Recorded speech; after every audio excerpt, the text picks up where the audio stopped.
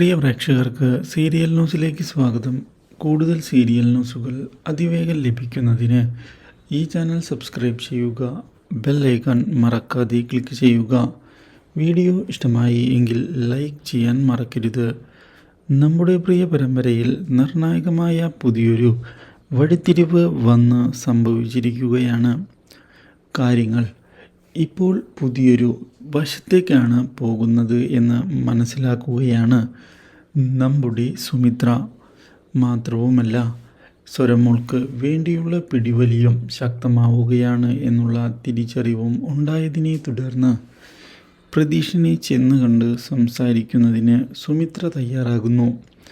തൻ്റെ മകളെ വിട്ടു നൽകാൻ താൻ തയ്യാറല്ല എന്നുള്ള തീരുമാനത്തിൽ ഉറച്ചു നിൽക്കുന്ന പ്രതീഷ് കാര്യങ്ങൾ തിരികെ ചോദിക്കുകയും ചെയ്തതിനെ തുടർന്ന് ഉത്തരം പറയാൻ പറ്റാത്ത അവസ്ഥയിലാകുന്നു നമ്മുടെ സുമിത്ര. ഇതേ തുടർന്ന് പുതിയൊരു വഴിത്തിരിവ് ഉണ്ടാവുകയാണ്. പൂജയും പങ്കജുമായുള്ള വിവാഹം നടത്തുന്നതിന് വേണ്ടിയുള്ള നീക്കങ്ങൾ നമ്മുടെ രഞ്ജിത ശക്തമാക്കുകയാണ്. ഇതിനിടയിൽ രഞ്ജിത സ്വത്തുക്കൾക്ക് വേണ്ടിയുള്ള നീക്കമാണ് നടത്തുന്നത് എന്നുള്ള തിരിച്ചറിവ് ഉണ്ടായിരിക്കുകയാണ് നമ്മുടെ പൂജയ്ക്ക്. ഇതോടെ പൂജ പങ്കജിനെ ചെന്ന് കണ്ട് കാര്യങ്ങൾ ചോദിക്കുകയും ചെയ്യുന്നു. പക്ഷേ പൂജയുടെ സ്വത്തുക്കളൊന്നും വേണ്ട എന്നുള്ള നിലപാടാണ് പങ്കജ് എടുക്കുന്നത്.